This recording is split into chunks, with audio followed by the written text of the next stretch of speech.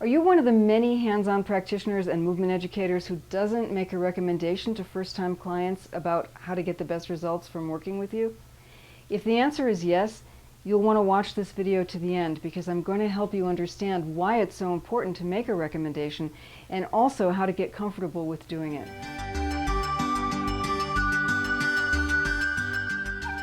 I'm Allison Rapp, and since 2010, I've been helping hands-on practitioners and movement educators get more clients by being seen and building their business from a place of strength so that everything they do feels easy and natural and authentic, which is the real key to feeling like you can go out and do the work that needs to be done. Well, here's the thing about giving a recommendation. Most hands-on practitioners don't do it, but I want to tell you a story and give you an example of how this one thing that you could change in the way that you are with your clients could make an incredible difference in what comes your way over time. Now, let's start also from another place, which is that many people tell me that they don't have enough clients coming to be able to pay for the help that I give people in learning how to get clients. So let's think of these two things together. Now, here's my story. A couple of years ago, I decided to go get a facial. I have to tell you, I thought about it for a long time. My mother used to get a facial every month, and I used to think it was among the most decadent things that I could imagine. And yet, here was my mom doing it every single month. I never did it in my entire life until 2 years ago. And when I did it, I found out it was incredible. The entire experience was just over the moon for me. I loved having somebody take care of me. I loved being touched. I loved that she listened to me about the fact that I couldn't deal with essential oils because they give me a headache. I loved every minute of it. And she talked to me about my skin and what I could do and how great it was here and how it needed that attention there.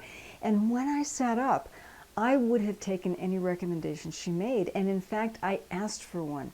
I said to her, "This feels great. How often should I come to continue feeling this way?"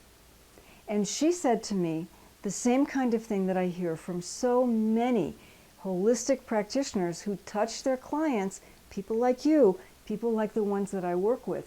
She said to me, "Well, just see how it goes.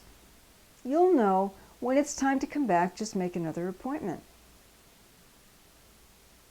2 years later, plus, I haven't been back. Why?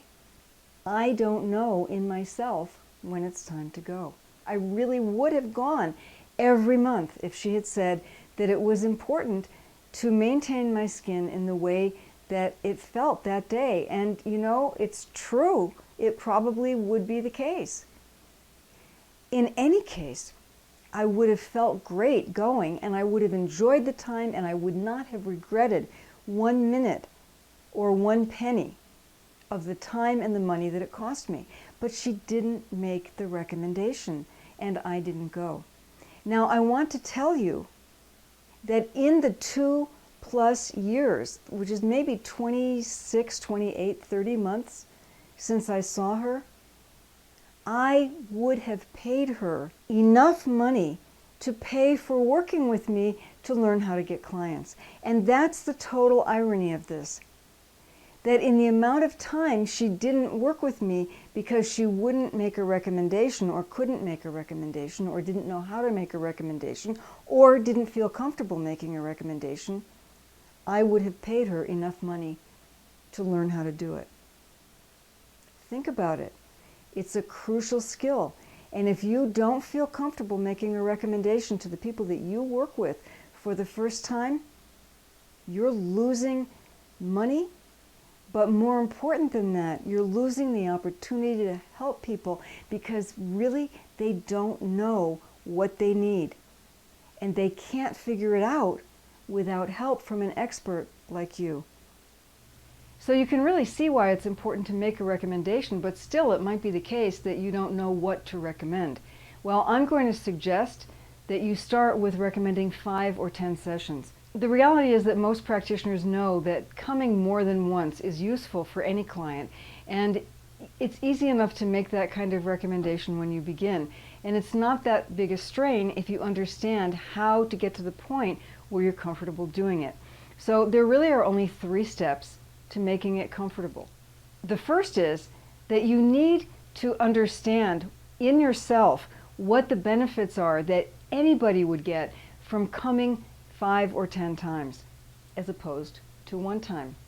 Because the reality is that when you know what you can do with someone and you know what the benefits are going to be, you can stand in the value that people will get from coming more often. And so what we're talking about here is a generic list. This is what are the things that anybody would get. So for example, in my situation with getting a facial, anybody would get better skin care, more understanding of how to take care of her skin, softer skin, feeling better, relaxed time every month. The second thing is to do the work that's necessary because something comes up in you that you have to deal with. And what that is the understanding that you are going to get a benefit too if you recommend that a client come 5 or 10 times. Obviously, you're going to make more money, and that benefit might stand in your way unless you come to terms with the fact that maybe it's actually okay for you to make more money if your clients are getting more benefit.